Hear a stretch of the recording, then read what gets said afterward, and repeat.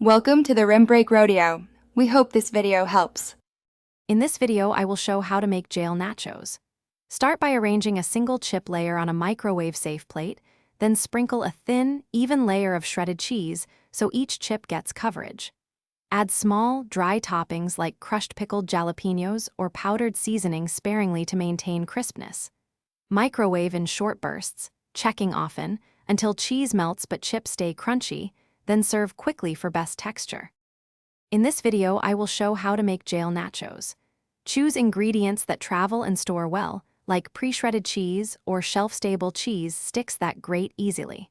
Favor toppings that add punch without moisture, such as powdered taco seasoning, dehydrated peppers, or small canned jalapenos drained very well. Keep portions modest to prevent soggy chips, assemble just before heating, and use controlled microwave bursts to melt cheese while preserving crunch. In this video, I will show how to make jail nachos. Assemble thin layers of chips and cheese to ensure even heat distribution and avoid burning. Heat in short 20 to 30 second intervals, checking after each burst so cheese melts without overheating the chips.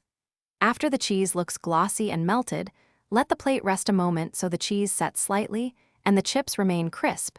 Then add any final dry toppings and eat while warm. Thanks for watching. Consider subscribing if we helped you.